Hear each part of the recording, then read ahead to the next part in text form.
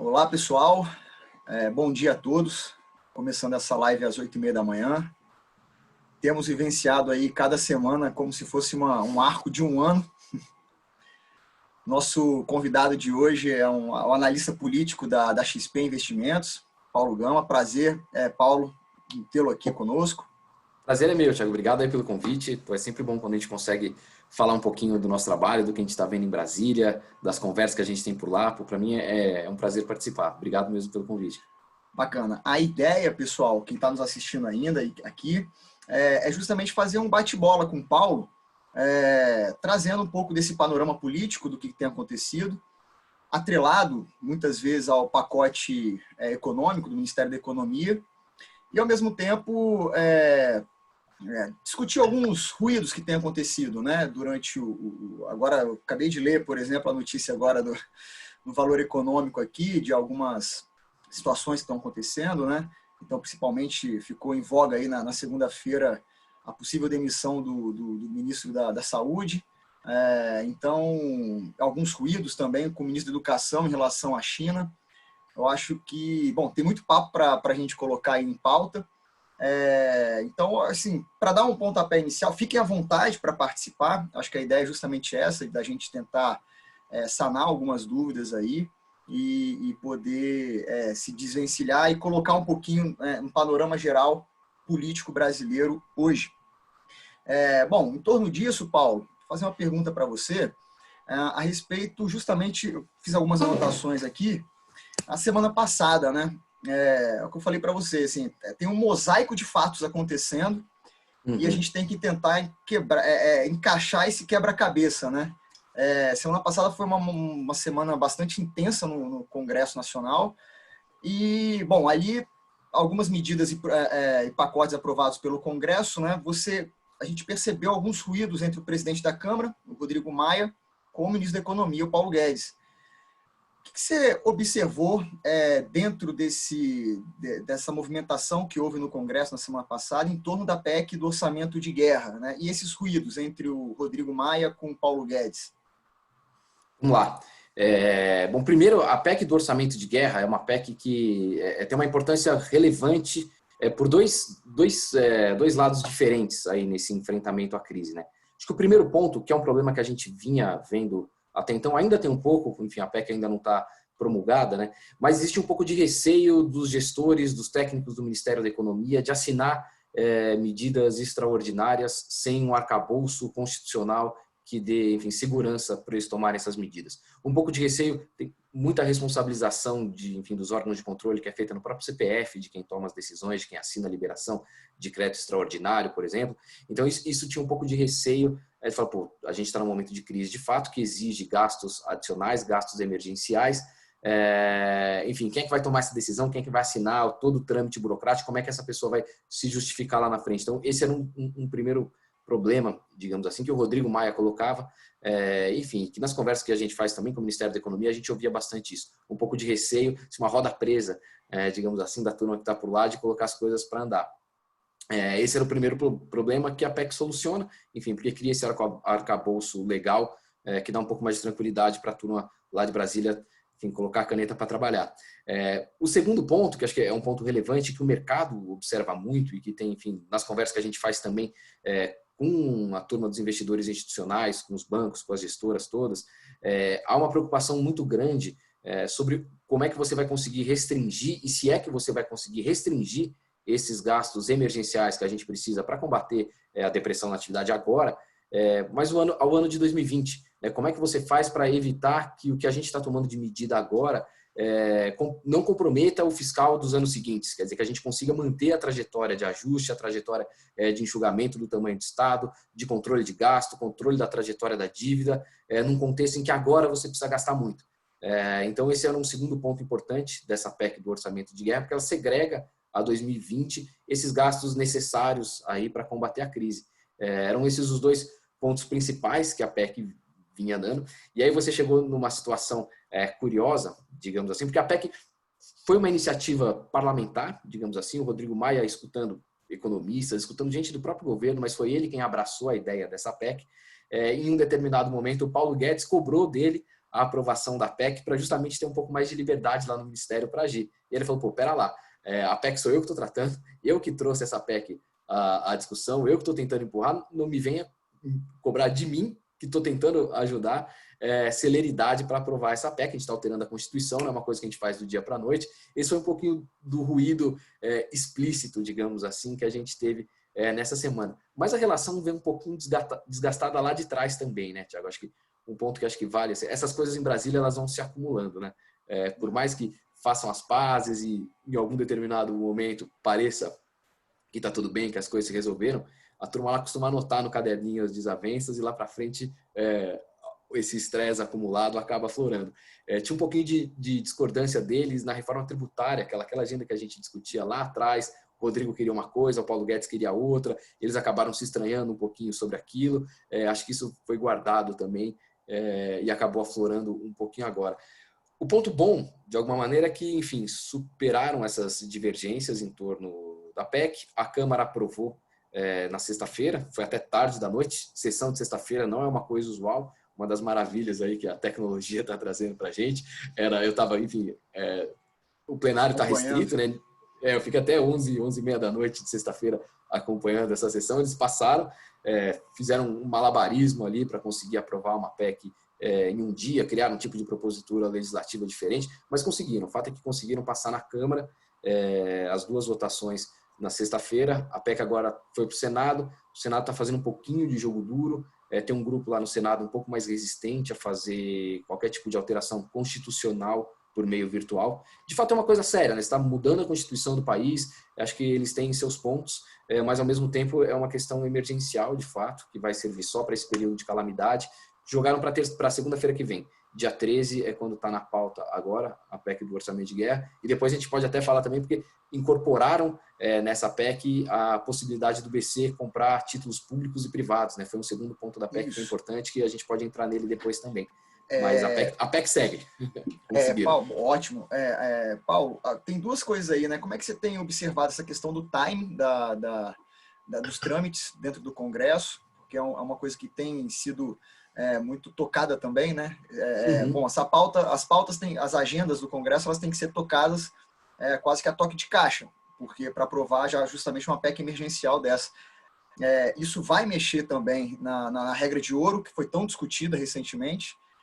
E como é que você tem observado o time dos trâmites dessas PECs, da PEC, e ao mesmo tempo essa movimentação dos pequenos grupos de poder que rondam ali o Rodrigo Maia? Como é que você tem observado esses movimentos? Ótima pergunta, Thiago, porque o que a gente tem, me parece, eu vou voltar um pouquinho para trás, lá para o começo do ano, 2019, até acho que ajuda a entender um pouquinho do movimento de agora também. O Congresso lá atrás tinha aquela oposição ao governo, quer dizer, o governo não implementou o modelo de coalizão lá que a turma está acostumada. O Congresso se ressentiu um pouco disso, fez alguns momentos iniciais, não de oposição, mas de endurecer um pouco o jogo, até que, enfim, acho que muito conduzido pelo Rodrigo Maia, percebeu que não valia a pena bater de frente com o governo. Quer dizer, é uma briga pública que seria ruim para o Congresso comprar. E aí, de novo, conduzido pelo Rodrigo Maia, pelo Davi Alcolumbre, eles decidem transformar, então, o Congresso no que seria o motor das reformas, né? Apesar do governo, apesar dos ruídos, apesar do relacionamento difícil, vamos trabalhar para aprovar as reformas. Isso funcionou muito bem em 2019, na reforma da Previdência, e o Congresso entrava agora em 2020 um pouco meio no divã, discutindo se teria o mesmo comportamento. Quer dizer, a gente vai, então, continuar bancando essa agenda reformista. A gente tem as 3 PECs lá que estão no Senado, tem a reforma administrativa, tem a reforma tributária. A gente vai continuar bancando essa agenda reformista, um pouco a contragosto, ou já é hora de começar a segurar um pouco, tentar endereçar um outro caminho? Esse era um pouco do equilíbrio em que eles tentavam se colocar. Ainda não tinha muita definição, porque tinha muito ruído. O Rodrigo, de novo, tentava empurrar essa agenda, mas você começava a ver esses grupos que estão um pouco em torno dele, um pouco mais reticentes a tocar essa agenda, a apoiar essa agenda, que continuava sendo uma agenda de ajuste não tão popular do Paulo Guedes. Acho que tinha um pouco de dúvida sobre como isso ia acontecer, mas o Congresso queria dar resposta. Quando vem a crise, quer dizer, o tipo de medida que o governo e a conjuntura passam a exigir, passam a ser medidas diferentes, medidas de gasto, medidas de socorro, de alocação de recurso, que é o que o Congresso mais gosta de fazer, né? Enfim, no limite, todo mundo gosta mais de gastar do que de economizar. Então, você tira daí uma disposição muito grande a produzir legislação. E acho que é um pouco disso que a gente está vendo. 2, 3 semanas que a gente começou esse auge da crise, 2 semanas aí de sessão mais ou menos remota, o Congresso aprovou uma quantidade, assim, pelo menos em uma das casas, foi assim, para mais de 10 normas. É uma quantidade gigante, assim, uma coisa que é um ritmo forte de aprovação legislativa. E assim, o que justifica um pouco isso? O Congresso quer produzir, o Congresso quer mostrar que está tá trabalhando e está enfrentando a crise. O governo, no início, acho que essa era uma crítica que existiu, também tardou um pouquinho a mandar as propostas para o Congresso. A gente teve só no final da semana passada a medida provisória de socorro ao emprego, de auxílio às empresas para manutenção do emprego, sendo editada, ela está chegando agora para começar a discussão no Congresso essa semana. Mesmo o que ficou chamado aí de Corona Voucher, que é aquele auxílio para os trabalhadores informais, ele foi acoplado, inserido num projeto de lei já dos deputados. Então, você tinha uma disposição grande do Congresso de mostrar resultado, de mostrar que estava trabalhando, e ao mesmo tempo uma espécie de vácuo, digamos assim, do que eles podiam discutir. Porque as propostas do governo, nem todas estavam lá, o governo tinha anunciado, tinha feito as coletivas do Ministério da Economia, mas faltava o texto legal mesmo lá para eles discutirem. Eu lembro, uma das lives, a gente tem tentado manter também contato via live com a turma do Congresso, né, para não perder muito a temperatura. E um dos líderes com quem a gente conversou há 2 semanas, ele dizia, chegou uma reunião em que a gente ainda tinha reunião presencial, e a gente estava parado esperando ver o que é que vinha do governo para a gente votar. Não veio nada, precisou abrir gaveta por lá e encontrar algum tipo de proposta que tivesse. Naquela hora, acabaram achando uma proposta que liberava restos de fundo do Ministério da Saúde para cidades e estados. Então, tudo bem, não foi nada com impacto, mas nesse vácuo, a criatividade vai embora. Então, todo mundo tem um projetinho que estava guardado ali, que acha que é oportuno colocar agora.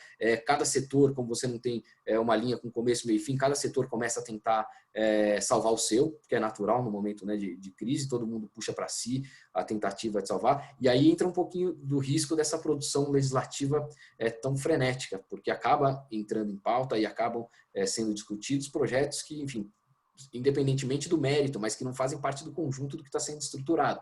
Então, semana passada, que você mencionava que foi uma semana cheia lá em Brasília, a gente chegou ao ponto, enfim, de colocar em plenário tudo e aí, enfim, entram as táticas para você conseguir reduzir os danos, mas o relatório, o projeto de lei que foi um dos projetos de lei colocados em plenário na Câmara, previa a suspensão total e completa de todo tipo de juros em encargos financeiros no período da pandemia.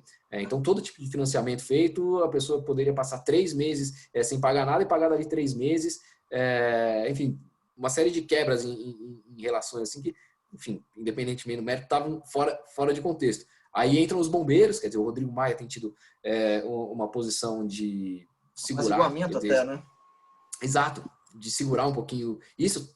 Coloca um relator lá, que é um relator alinhado, tira isso do texto. A mesma coisa aconteceu no Senado, o projeto de taxação de dividendos, que vai ser discutido em algum momento, mas no âmbito da reforma tributária, entrou sozinho lá como taxação de dividendos, sem a compensação do imposto de renda da pessoa jurídica. Também o relator, na hora lá, tirou isso do texto, fez um compilado de 15 projetos lá para apresentar um substitutivo. Mas é isso, nesse afã aí de produzir lei, sem um começo, meio e fim, sem um plano de voo completamente traçado, todo mundo começa a puxar, os seus setores começam a apresentar propostas para tirar um pouco da linha, tirar dali, e aí precisa de um pouquinho, enfim, essa condução aí precisa ser bem feita, porque senão o risco é a gente ter uma coxa de retalhos que não responda necessariamente à crise, que dê incentivos que a gente não tem métrica, se são incentivos positivos ou não, se são incentivos que vão gerar enfim, desvios positivos lá na frente ou não, e a gente acaba saindo um pouquinho do plano de voo. Então, acho que a receita para isso é ter um plano de voo definido, né? Começo, meio e fim, sabendo que enfim, o gasto está concentrado nesse ano, não está sendo extrapolado para 21, 22, 23, para a tentativa de quando a gente encerrar esse período de crise, esse período de emergência, conseguir fazer uma transição de novo para aquela agenda de reforma que a gente vinha tendo até o começo da crise. Acho que essa é mais ou menos a receita aí que eles estão tentando, mas é difícil. essa questão dos pacotes, né? Você falou do começo, meio e fim, foi uma das, eu acho que foi uma das reclamações, assim, né, do Rodrigo Maia em relação ao pacote emergencial, né? Exato. Bom, se vocês trouxerem para mim as coisas graduais, paulatinas, isso pode gerar um problema, né? Então, se vir o pacote inteiro, o começo, meio e fim, ficaria mais fácil da gente discutir isso, botar em pauta no Congresso, né? Exato, coloca em pauta e aí, quer dizer, você tem um pouco mais de argumento para evitar que cada um tente puxar para o seu lado. Porque, bom, você já sabe, então, quais são todos os setores que o Ministério da Economia e que o Congresso mesmo decidiu que merecem e que o auxílio é válido, se é que vai ter algum tipo de auxílio setorial. A gente teve até agora só para as aéreas, né, um pacote mais focado em questão setorial. Mas você consegue ver, olhar por cima e ver, pô, então, tá tudo caminhando nessa direção, não faz muito sentido que tal setor peça um puxãozinho para lá.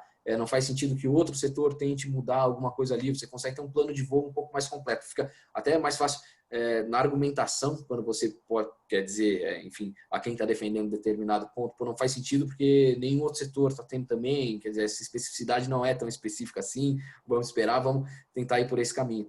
E foram várias crises, né? Pensando agora na primeira pergunta da relação do Rodrigo com o Paulo Guedes, um ponto que me escapou lá na hora, mas que foi importante também para esse estremecimento, foi logo o início da crise, quando, enfim, o Mandetta já tinha tomado a frente, já estava tentando defender, enfim, tinha virado um pouco do porta-voz dessa questão da saúde pública, mas o Rodrigo Maia, numa entrevista, ele cobra o Ministério da Economia para um plano emergencial. E aí a resposta que vem, acho que esse ponto pegou mal, foi um ofício do Paulo Guedes elencando todas as reformas que ele já tinha encaminhado ao Congresso que estavam paradas por lá. Esse eu acho que foi um ponto que, nessa relação, enfim, por mais que ele tenha razão, que parte das reformas já estejam por lá também, o Rodrigo tem sua razão, porque não é assim também, que você pede uma reforma, ela sai aprovada, tem um processo de maturação, de discussão, mas essa reação dele de mandar um ofício dizendo, ó, já está tudo por aí, vocês meio que se virem e aprovem isso, não pegou bem para essa relação. E a primeira visita que ele faz ao Congresso, já nesse contexto da crise, ele faz ao lado do Mandetta, ao lado do Campos Neto, mas ele também, assim, nessa reunião, ele trata como se as reformas que já estavam encaminhadas fossem suficientes para sair desse período de crise. E aí, enfim, eu me lembro, esse mesmo deputado com quem a gente conversou, que se queixou de não ter as propostas do governo enviadas, ele dizia, pô, como é que a primeira mensagem dele, com todos os líderes reunidos, com dezenas de deputados reunidos, é que está tudo bem, e na sequência, enfim, parece que caiu a ficha um pouco tarde. Então essa foi a segunda onda de crítica, digamos. Primeiro, a primeira onda, o governo ficou meio inerte, a segunda onda anunciou muita coisa e não mandou, e a terceira onda agora esse ruído de cobrando celeridade do Congresso e devolvendo para lá. Mas enfim, as propostas estão lá, acho que agora dos economistas, colegas aqui com quem a gente conversa, a sensação, quer dizer, que há um pacote de estímulo razoável, ninguém sabe se é suficiente ou não, porque ninguém ainda conseguiu calcular o tamanho do buraco, né? As projeções de crescimento estão sendo revisadas dia atrás de dia, a própria XP ela tinha uma projeção de crescimento de perto de 2, 1,8, 1,9, positivo para 2020. Agora a projeção está 1,8, 1,9 negativo. A gente já vê, enfim, projeções na casa dos 5 negativas. Acho que assim, ninguém conseguiu ainda calcular exatamente o tamanho do buraco. Por isso que não dá para dizer ainda se o pacote é suficiente ou não. Mas, enfim, pelo menos já é algo que os economistas consideram que assim, vai fazer algum efeito. Eu ia entrar justamente nessa questão, falando do PIB em queda, né, das revisões de projeção. O Boletim Focus ontem também ele já apontou uma nova projeção de queda. E aí a gente, falando dessa PEC emergencial, a gente entra também na capacidade que o governo de fazer, de fazer mais gastos públicos e, ao mesmo tempo, gerar aí, vai haver, obviamente, um déficit primário muito grande, maior do que se esperava, e um buraco fiscal. Como é que você tem observado, antes da gente entrar na questão do Banco Central, que eu acho que é um ponto também importantíssimo, como você mencionou, como é que você tem observado a capacidade do governo de fazer mais quanto ao lado fiscal? É uma capacidade, vou te dizer que, assim, inicialmente acho que eles decidiram, digamos, não fechar os olhos, mas admitir que vai ter um déficit mesmo, vai criar dívida, não tem muito o que fazer. É uma decisão, enfim, de momento que acho que, enfim, os economistas todos concordam que não teria como ser muito diferente disso, né? É um momento que demanda Se a gente tivesse o Estado organizado, que aí entra o primeiro discurso lá do Paulo Guedes, né? Se a gente tivesse tudo aprovado, as contas em ordem, a capacidade do Estado de investir, de fazer frente à crise seria muito maior. Não temos, a gente ainda continua, ainda que a reforma da Previdência tenha sido aprovada, a gente compromete uma parcela significativa da nossa receita com isso, com funcionalismo público também. Tem, assim, políticas públicas sem avaliação, que a gente não sabe se dão efeito ou não, que representam um gasto fiscal relevante e que não tem métrica para saber se elas dão efeito ou não. Uma carga de desoneração gigantesca de incentivo fiscal, de gasto tributário, que é grande também, e assim, sem uma métrica muito precisa se esse gasto faz efeito ou não, quer dizer, os incentivos fiscais todos que têm sido dados, foi a melhor forma de alocar essa quantidade de dinheiro ou não. Acho que o Estado brasileiro se preocupa muito pouco com responder esse tipo de questão. Então, se a gente tivesse as contas em ordem, tivesse tudo arrumado, acho que a gente teria uma capacidade de fazer frente a essa crise maior. Não tem, enfim, vai fazer dívida, o déficit vai explodir, de fato, e acho que a preocupação que fica, acho, é pelo menos restringir a 2020. Quer dizer, isso entra um pouco da questão da PEC do orçamento de guerra. A gente começa a ver uma movimentação também nos jornais, hoje a CNI falando na possibilidade de manter os incentivos que foram dados agora durante a crise para 2021, para 2022. Você vai ter necessariamente um período aí de detox, vamos dizer assim, do próprio Congresso, porque vinha falando em ajuste, virou a chave completamente agora para decidir onde é que vai gastar, quase um cheque em branco, digamos assim. Vai ser difícil também esse momento de virada de novo. A gente pode ter adiamento da eleição ou não, mas as vésperas aí, vamos supor, de uma eleição municipal, o Congresso fazer essa transição do pode gastar tudo para não pode gastar nada, também não vai ser trivial. Então, acho que é um ponto de preocupação relevante que a gente tem ouvido, ver o quanto a gente vai conseguir, de fato, segregar esses gastos emergenciais ao período emergencial. E não vai entrar em 2021, 2022, ainda não só pagando a conta de 2020, mas gastando mais ainda. Acho que esse é um ponto importante. O Tesouro tem essa preocupação, o Rodrigo Maia tem essa preocupação, os economistas do mercado têm essa preocupação. Enfim, como é que vai ser a transição de novo desse momento de gastança, que tem que ser, para um momento de ajuste, de recuperação e de, enfim, voltar um pouco à agenda que a gente estava falando antes desse momento de crise. Reforma tributária é uma que, enfim, já era difícil lá atrás. Agora você, com queda de arrecadação, dividir um bolo que está reduzindo é mais difícil ainda do que... já não era fácil, né? Você já tinha várias questões setoriais, federativas de discussão importantes. Agora, com o bolo diminuindo, mais difícil ainda. Tem uma série de resistências, restrições que vão aparecer para a discussão futura dessa agenda, que, enfim, que preocupa um pouco, que precisa olhar no horizonte. Nessa questão, nessa esteira aí de economia política, eu acho que o binômio aí ele está muito relacionado, nunca esteve tão relacionado na história, acho que recente da política brasileira. Entrando agora na questão do Banco Central, né, se ele vai comprar, ficou aquela discussão também sobre se vai comprar ou não títulos públicos e privados. Como é que você tem observado esse trâmite? Vamos lá, isso foi uma proposta que o Campos Neto, né, presidente do Banco Central, levou ao Rodrigo Maia e aos líderes, e ao Senado também, faz coisa de 2, 3 semanas. É uma PEC importante.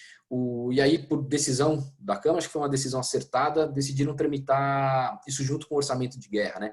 Já que você ia ter uma exceção, uma excepcionalização do rito para aprovar uma mudança na Constituição agora, que fizesse uma vez só, porque ia ser difícil, de fato, você ter espaço para fazer isso de novo, se passasse só o orçamento de guerra, então decidiram juntar. Inicialmente, o projeto do Banco Central previa, né, a compra de títulos públicos e de crédito privado. Isso na negociação para apresentação da PEC acabou ficando fora, então o texto que foi protocolado, lá que foi apresentado, assinado pelo Rodrigo Maia, acabou tirando a possibilidade de compra de título público. Mas no relatório do deputado Hugo Mota, que foi o relatório aprovado na sexta-feira, isso voltou. Então, o que você tem hoje na PEC, o que ficou fora foi os depósitos voluntários, né? Essa permissão ficou fora da PEC, mas a parte toda aí de ampliar o arsenal do Banco Central para esse período de crise, ela está mantida. Então, você tem a possibilidade de compra de título público, a possibilidade de compra de crédito privado. O que eles fizeram foi incluir aí algumas salvaguardas formais, quer dizer, o Campos Neto precisa prestar contas virtualmente das ações dos últimos 45 dias, ele precisa prestar conta para esse comitê gestor da crise sobre quais foram as ações tomadas pelo Banco Central, e precisa de um aval do Ministério da Economia para isso. Não está claro ainda exatamente como vai ser, se vai ser, enfim, o CMN precisa regulamentar. Isso faz posteriormente, depois da PEC aprovada. E, por último, foi reincluído no texto, uma coisa que tinha saído também, a necessidade de aporte do Tesouro de 25% para a compra do crédito privado. Então, esse foi o texto que foi aprovado na Câmara, depois de negociação. Foi esse o ponto principal que deu ruído. A gente tinha uma expectativa, essas coisas de Brasília, né? Marca a sessão para as 10 da manhã, aí a sessão foi adiada para as 11, depois foi adiada para as 4, começou de fato às 7 da noite, porque estavam discutindo justamente esse ponto. Existia uma restrição, um pouco de partidos de centro lá, achando que estava dando uma carta branca, digamos assim, para o Banco Central comprar o que quisesse. E aí, medo de que comprasse, enfim, título com problema. Foi esse um pouco do receio que você tinha lá na Câmara. E aí o Hugo Mota, que é o relator do texto, o próprio Rodrigo Maia, que estava patrocinando a medida, conversou lá com as bancadas, conseguiram chegar nesse consenso. Agora a PEC foi para o Senado, né? Você tinha uma expectativa, talvez, não sei se uma expectativa é muito forte falar, mas tinha talvez uma possibilidade de que a PEC fosse discutida já essa semana, mas isso foi descartado, né? Eles jogaram para segunda-feira que vem a discussão. Existe um pouquinho de resistência lá no Senado, como eu disse, de um grupo de senadores que acha que não é positivo mudar a Constituição por meio de discussão virtual. Enfim, uma coisa meio... Deve ter seus méritos, mas me parece um pouco anacrônico, né? Você está com todo mundo reunido, você tem lá a cara de todo mundo, não está todo mundo junto, a reunião existe, só não é presencial.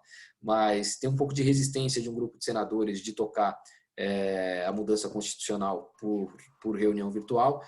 Acho que, somado a isso, um pouco ainda assim, da volta do Davi Alcolumbre, a gente lembra, o presidente do Senado pegou coronavírus, ficou 2 semanas de quarentena, afastado. Ele retornou ontem só aos trabalhos, então foi a primeira reunião lá com os líderes que ele presidiu. Faz parte um pouquinho também dele, enfim, colocar a bola no chão e olhar o que é que está se discutindo para recuperar o poder dele de pauta e de timing, né? Então, jogou para segunda-feira. Acho que se passar mesmo segunda-feira, se isso seguir esse calendário que foi anunciado, ok, você perde aí uma semana, mas também não é nada que comprometa.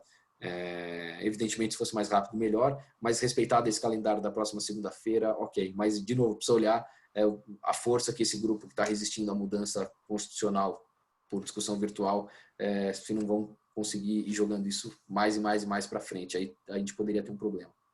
Bom, a gente falou um pouco da PEC emergencial, dos movimentos do Congresso, falamos um pouco aí da questão fiscal do governo, Banco Central, compras de títulos, tanto privado quanto público.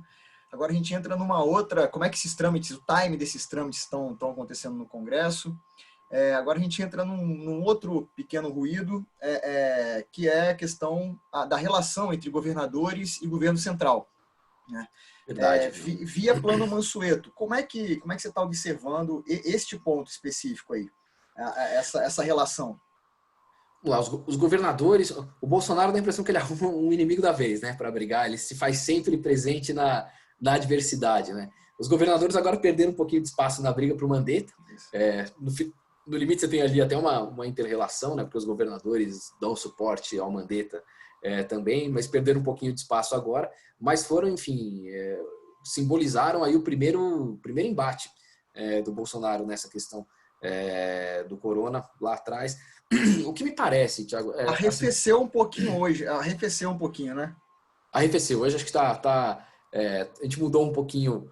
Assim, eu tenho essa tese de que a relação vai ser conflituosa para sempre. Acho que o primeiro ponto, a gente tem 2 pré-candidatos no grupo dos governadores.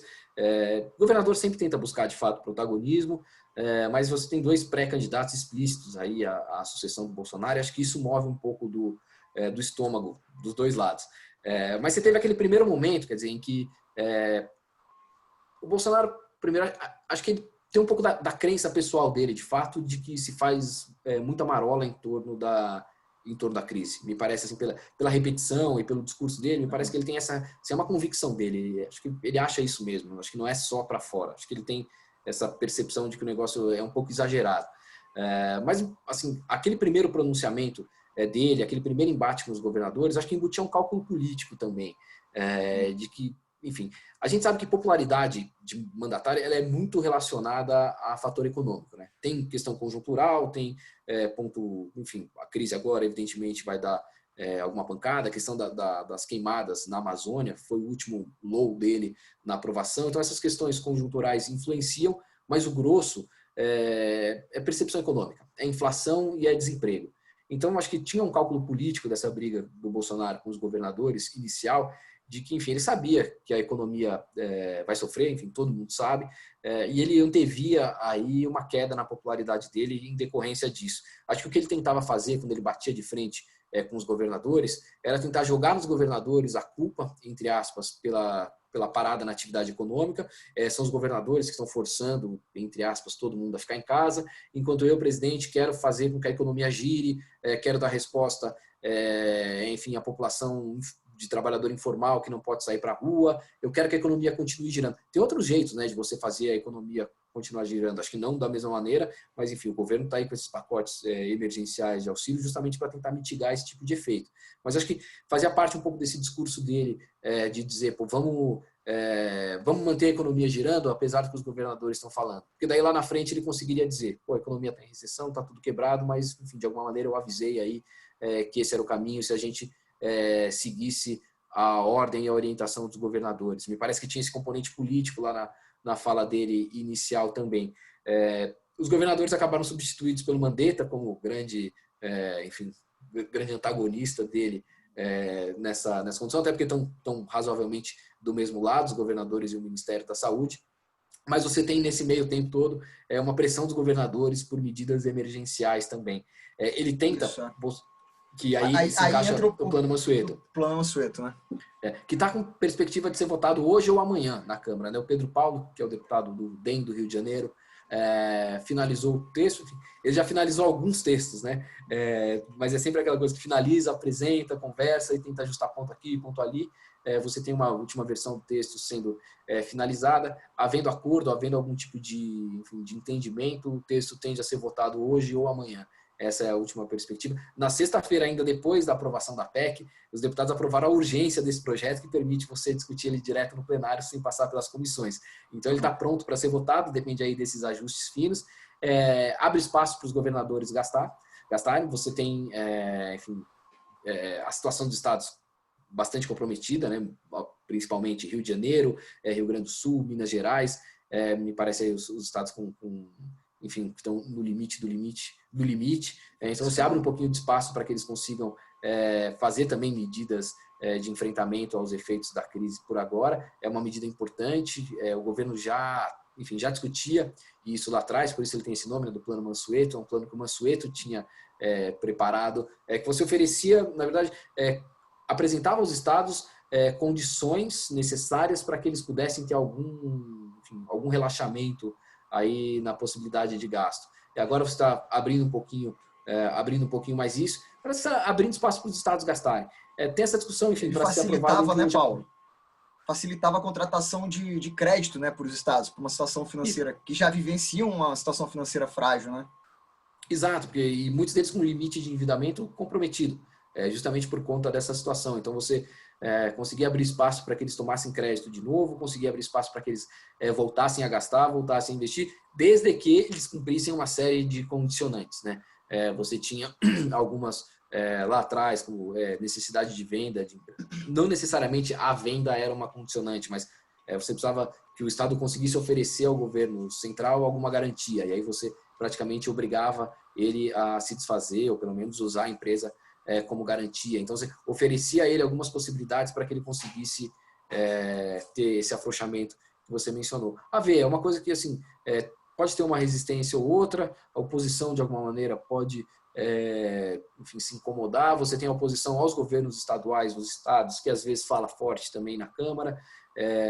Enfim, apesar, né, de serem esferas distintas, os deputados muitas vezes não querem dar respiro para o governador, mas esse momento de pandemia, ninguém também quer ser carimbado como o grupo que impediu a retomada, que impediu alguma medida que facilita, enfim, facilita a vida nesse momento. Ninguém quer ser carimbado como, assim, a força que impediu o avanço disso. É por isso que, acho que, enfim, apesar das discussões aí, existe uma janela para aprovação e indo para o Senado também, acho que a janela de aprovação existe. Ninguém nesse momento quer ser taxado como, enfim, a pessoa ou o grupo que impediu uma medida de auxílio, né? Então, acho que todo mundo conta com essa força aí para ver se a coisa anda. Paulo, assim, me parece, diante desses tópicos que a gente está colocando aqui, que o Ministério da Economia, esse pacote emergencial, ele tem ido numa vertente muito boa. Assim, né, ele tem apontado para alguns para essas medidas de auxílio que são fundamentais no Brasil, né, nesse momento agora. Então, assim, acho que apesar dos solavancos que têm acontecido, eu acho que a direção ela está correta, né?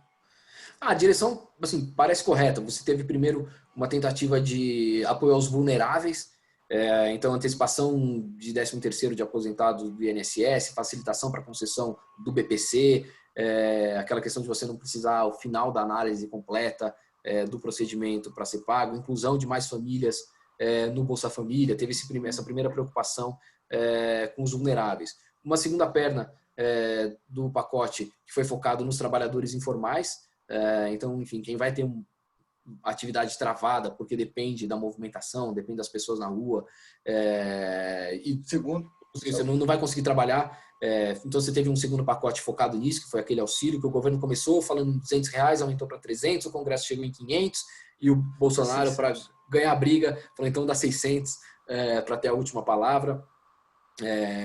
Enfim, teve essa segunda perna do auxílio, e a terceira perna agora, que é uma tentativa de preservação e manutenção dos empregos. Então, você de alguma maneira tenta dar condições às empresas para evitar que elas demitam, porque se demitir a recuperação à frente é mais difícil, mais trabalhosa. Então, você tenta dar algum tipo de condição às empresas para que elas não mandem os trabalhadores embora.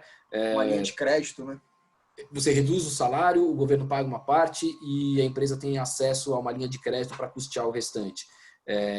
Mas, assim, tem outras medidas, evidentemente, diferimento de impostos, aquela questão específica para as aéreas, o Banco Central aumentando liquidez, mas acho que em linhas gerais são essas 3 medidas. O que a gente escuta, parece que a direção de fato é correta. O que ainda existe muita crítica e dúvida, na verdade, é como é que as pessoas têm acesso a esses benefícios. Quer dizer, o governo...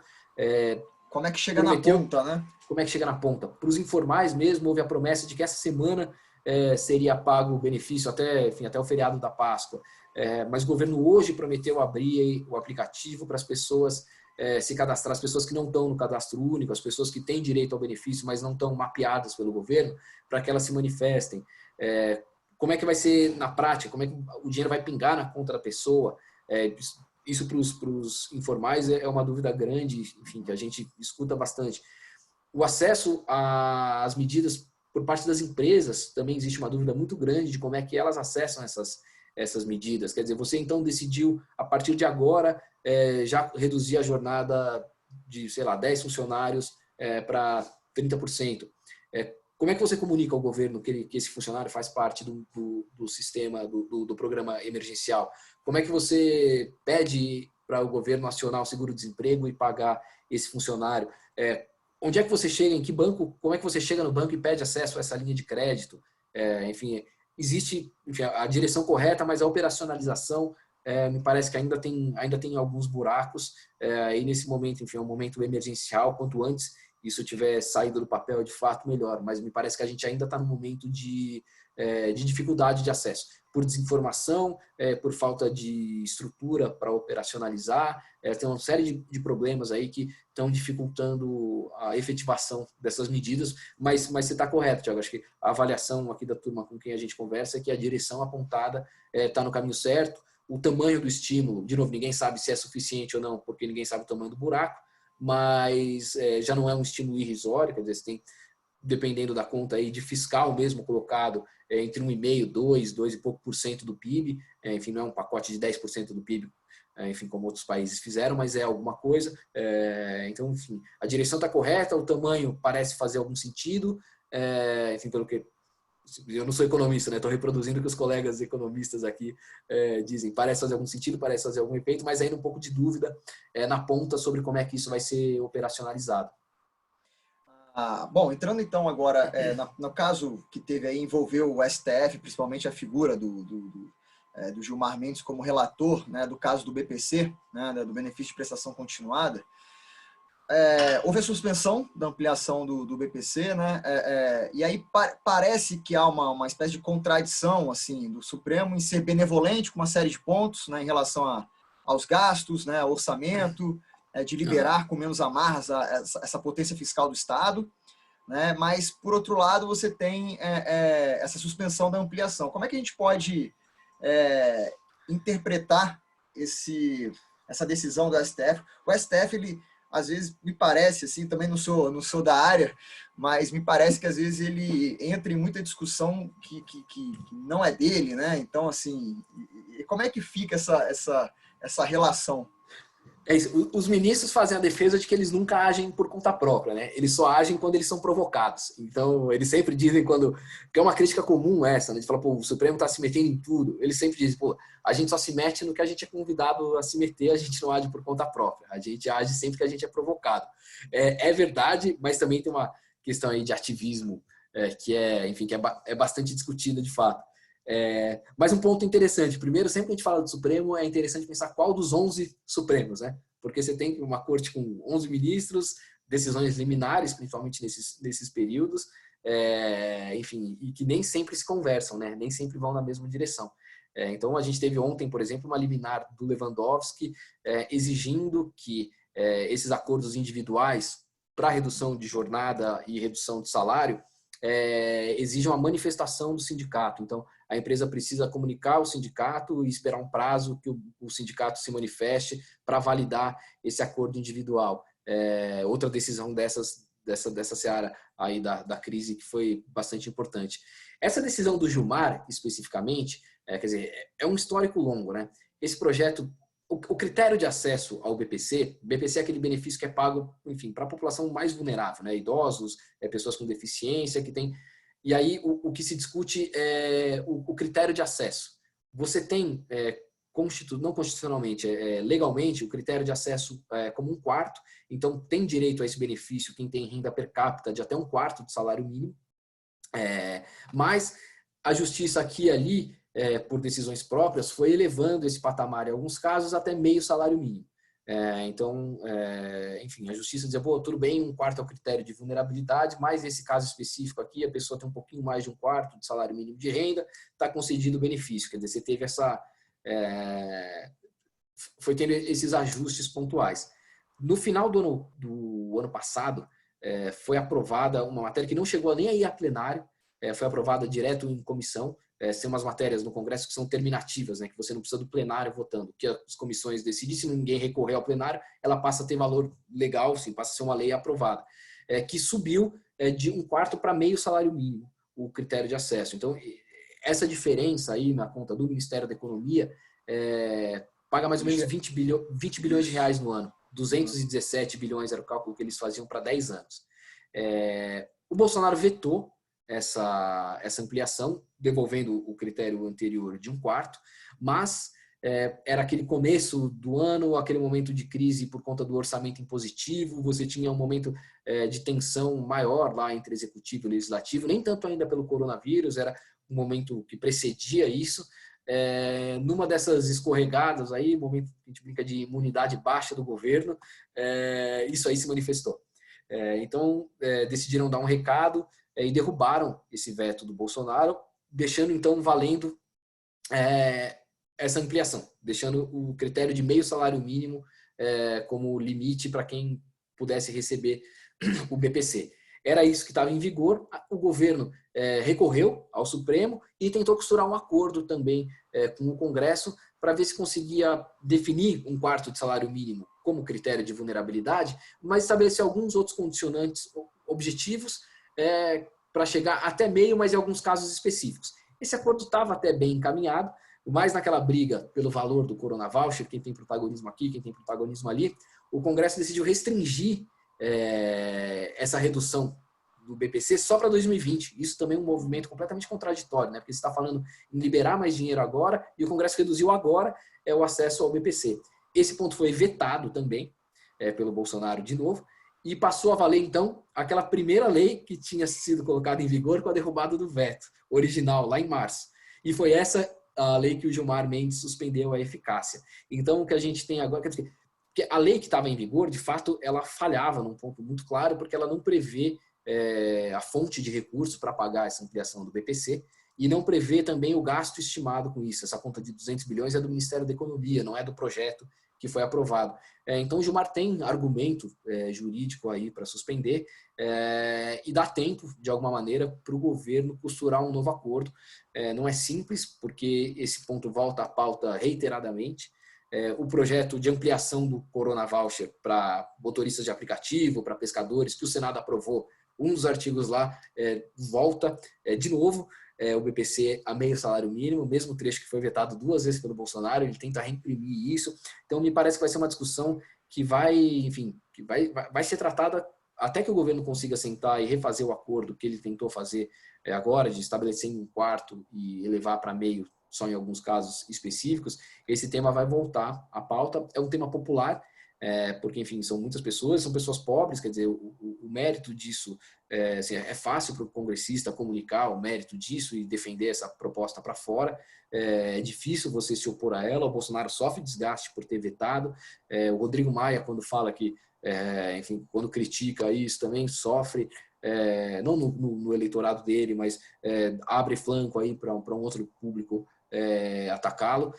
Então é difícil. É um tema que não é trivial de discussão, não, e ele vai voltar à pauta reiteradamente, e cada vez que volta é um desgaste, ou para o Rodrigo Maia segurar, ou para o Bolsonaro vetar, enquanto a liminar do Gilmar Mendes está em voga. Você tem aí um tempinho para o governo ver se consegue chegar a um outro acordo para resolver isso, se não, entra naquela lista das propostas que a gente disse no começo, que você está usando esse momento de emergência para comprometer gastos do futuro. Quer dizer, a gente até pode decidir, também tem 20 bilhões aí de reais por ano para gastar, onde é que isso vai ser alocado.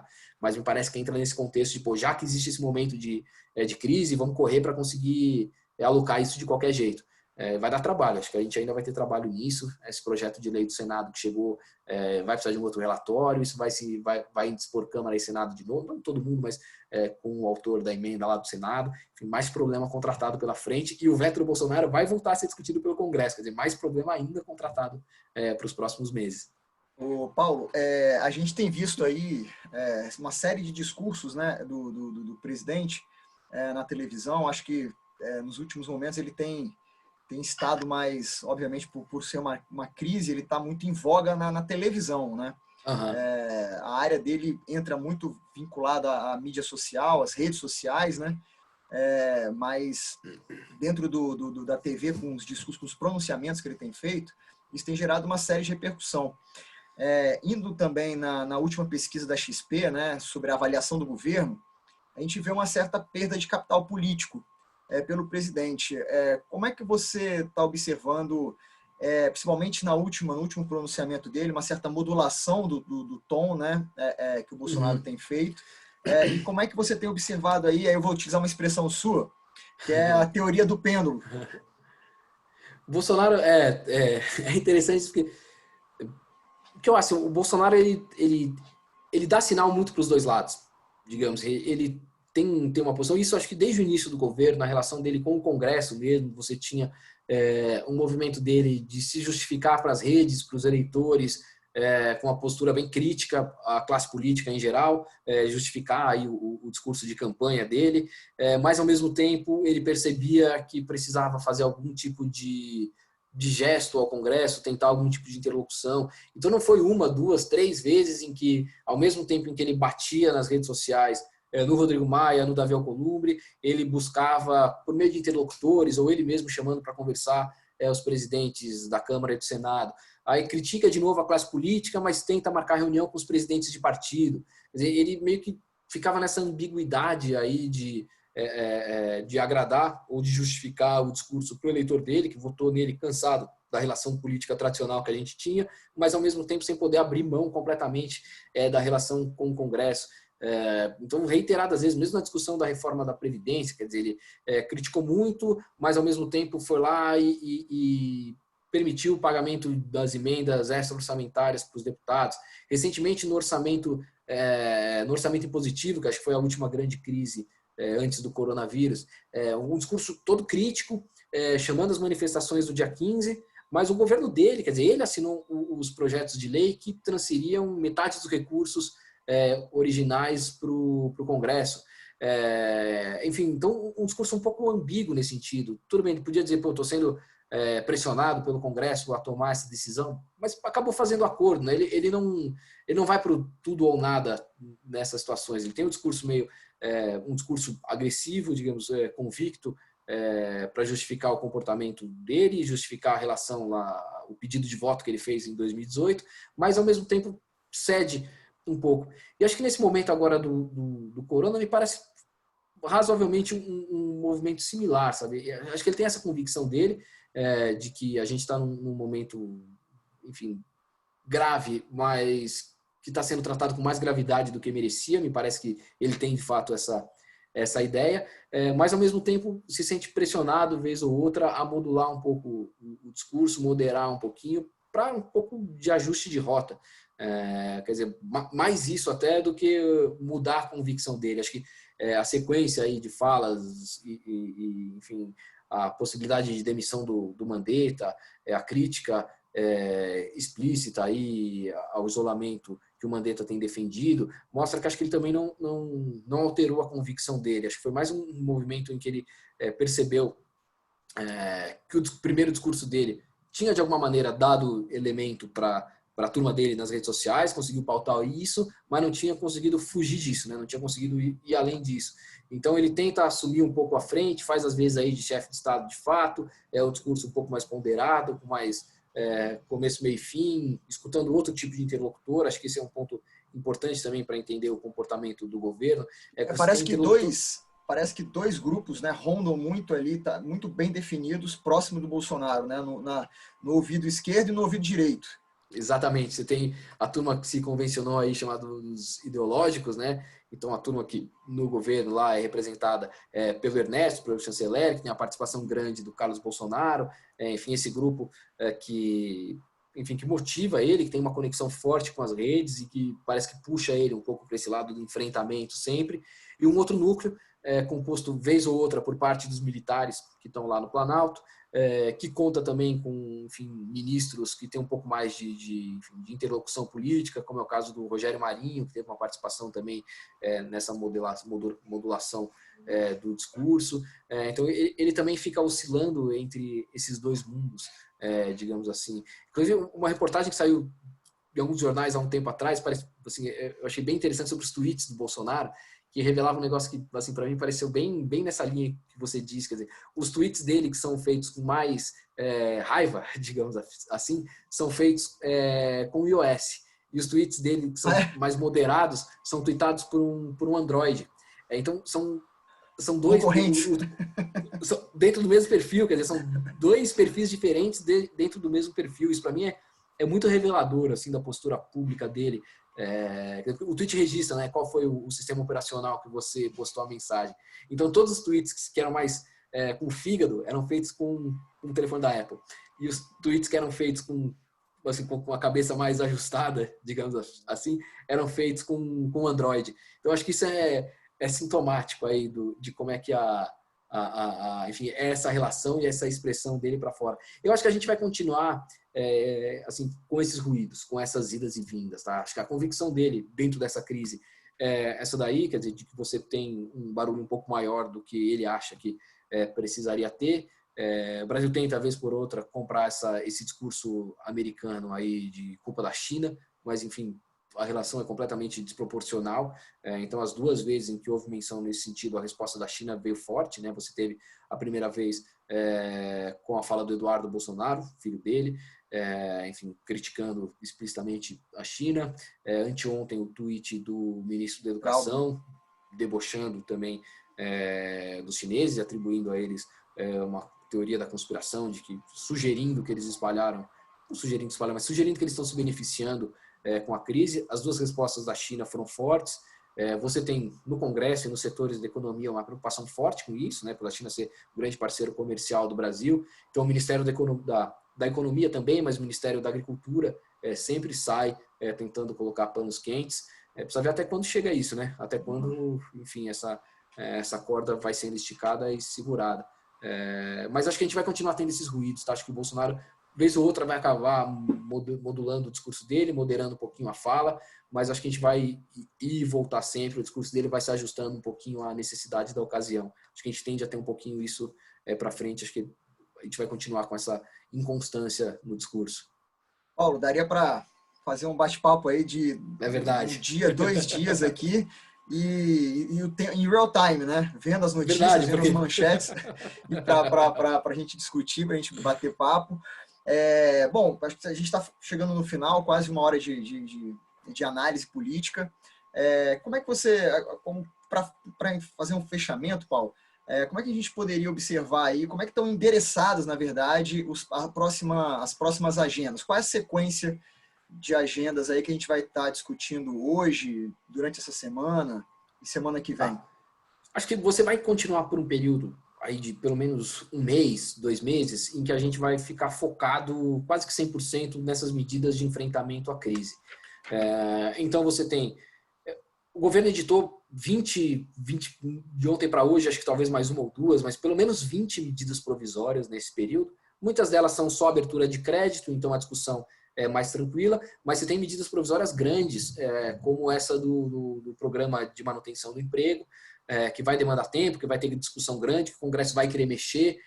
Tem medidas provisórias remanescentes, como é o caso de uma que a Câmara pode tentar votar hoje, que é aquela medida provisória do Rogério Marinho ainda, que abre algum tipo de flexibilização em norma trabalhista também. Então, acho que a gente vai ter uma agenda aí de 1, 2 meses, focado quase que exclusivamente aqui nas medidas de enfrentamento à crise. Uma produção legislativa grande, porque, quer dizer, todo mundo quer deixar a sua marca e dizer que ajudou de alguma maneira e que, enfim, tentou ajustar o seu setor, tentou ajustar determinada relação em que tem um pouco de conhecimento. Então, a gente vai ter uma sequência grande disso. Todas essas medidas provisórias, pelo rito que os presidentes da Câmara e do Senado publicaram, tende a ter uma discussão expressa, então você vai ver isso aí nesse mês, essas medidas provisórias sendo discutidas, pelo menos deveria haver essa discussão. Algumas mais simples, como eu disse, outras mais complexas, como essa do Programa de Manutenção do Emprego. Aí você tem também o Plano Mansueto, que acho que vai ocupar um espaço de discussão, e a PEC do Orçamento de Guerra e do Banco Central, que me parece que vai tomar um tempinho de discussão também. O governo, quer dizer, ele fez essa primeira leva de anúncios, mas ainda se espera que, conforme, enfim, a gente vai monitorando o tamanho da crise, ele vai também, e ele vai tendo outras ações daqui para frente que permitam também novos fôlegos aí no enfrentamento. Então, acho que a gente pode prever algum tipo de novo anúncio também daqui para frente, talvez algumas questões setoriais, e acho que isso tudo entra em discussão nesse 1 ou 2 meses que a gente vai ter. Passado isso, acho que a gente vai entrar naquela segunda parte que a gente está brincando, chamando de detox, quer dizer, quando os deputados e senadores vão ter de inverter a lógica de novo e tentar transferir desse momento de gasto e de socorro para voltar a discutir a agenda antiga. Isso daí, a gente poderia tentar imaginar isso no segundo semestre, talvez, mas, quer dizer, segundo semestre você tem eleição municipal, talvez você ainda esteja no meio da crise, no auge da crise, então talvez isso continue e esse momento detox vai ser visto só lá para 2021 mesmo. Acho que enquanto a gente estiver no auge da crise, o Congresso vai querer se concentrar nas medidas que possam ser mais carimbadas como de enfrentamento. Essas medidas mais estruturantes aí do Ministério da Economia só saem da quarentena quando acabar a crise, quando a gente já estiver tentando voltar à normalidade. E aí, mais dificuldade para discutir a reforma tributária, que era uma reforma importante. A reforma administrativa, talvez o governo não se sinta confortável de mandar nesse momento, quer dizer, porque implica em redução do salário de servidores, vai precisar olhar qual vai ser o ânimo e o ambiente para endereçar uma medida dessa logo na saída da crise. As PECs que estão paradas lá no Senado, que é a PEC emergencial, tem algumas medidas que também são de restrição de gasto. Então, enfim, vai na contramão do que a gente está discutindo agora, precisa ver se... Ela é importante porque abre espaço para outro tipo de gasto, mas ela enxuga o gasto com funcionalismo, por exemplo. Então, precisa ver como é que equilibra essa contradição. E contradição não, né? Mas esse conflito pelo mesmo recurso. Então, acho que a gente vai ter, enquanto durar a crise, enquanto durar o grosso da crise, discussões focadas exclusivamente aí nas medidas que possam ser vistas como enfrentamento explícito, depois um período difícil de transição para ver se o ano que vem a gente consegue voltar a falar dessa agenda mais estruturante. Acho que nossa cabeça está organizada mais ou menos desse jeito. Bacana, Paulo. Boa avaliação, boa análise política, são muitos fatos em tempo real. Tentar cobrir isso é um exercício, quase um martírio, né? Tentar um exercício de análise o tempo todo para tentar de organização das informações todas, é isso. O reflexo disso na parte econômica ela é muito forte, muito, muito grande, né? Tem uma conexão diretíssima, principalmente nesse momento. Então, assim, bacana. Obrigado por ter estado aqui conosco, aceito o convite. Muito bom ter as portas abertas aí para a Valor Investimentos. Ela deixa a porta aberta aí para você, para a gente bater mais. A gente está à disposição, cara. Sempre que tiver oportunidade, a gente está 100% disponível. Eu que agradeço o convite, é sempre bom falar um pouquinho do que a gente está vendo. Fico feliz mesmo. Obrigado pela conversa. Paulo, a última coisa, a gente tem feito, na verdade, uma rodada aí perguntando aos nossos convidados sobre possíveis livros de indicação. Eu acho que eu vou te pegar. Essa eu acho que eu peguei de surpresa. Tem um livro que você indica para fazer a leitura nesse confinamento? Eu tô com esse livro na cabeça porque no final do ano passado, o pessoal lá do portal de conteúdos da XP fez uma rodada dessa. Então eu quebrei a cabeça para pensar lá, então eu tô com esse livro na cabeça. Eu gosto muito, assim, para o trabalho que eu faço, um livro que chama Super Previsões. Assim, o título parece meio mágica, né? Mas não é uma pesquisa extensa que vê um pouco dos atributos, digamos assim, de quem consegue projetar bons cenários. Enfim, a gente trabalha muito, né? O mercado trabalha muito com a projeção de cenário. Então, ele tenta discutir um pouquinho de como é que de qual é a característica das pessoas que conseguem conseguem projetar bons cenários. E aí, o que eu acho que é muito importante, que eu tomo como lição, o que eles dizem, quem tem ideia muito fixa, muita convicção, acaba fechando o olho para muita coisa e perde um pouco das nuances que são necessárias para você projetar cenário de maneira mais apurada. Então, o que ele diz, escute o máximo de gente possível, considere todos os poréns, veja por vários ângulos diferentes, duvide das suas próprias convicções, que é essa insegurança, digamos assim, que leva você a conseguir observar as coisas com uma previsibilidade um pouco melhor. O livro é bem interessante, cara. Assim, para esse momento, eu acho interessante. Meu trabalho, acho que vale a leitura. Super Previsões. Super Previsões, a arte e a ciência de prever o futuro. Alguma coisa assim. Bacana. Beleza, Paulo. Obrigado mais uma vez. Até a próxima. Imagina, eu que agradeço, cara. Obrigado por quem estão nos assistindo até agora. Até um próximo momento. Obrigado. Valeu, Thiago. Obrigado, cara. Até. Valeu, até mais.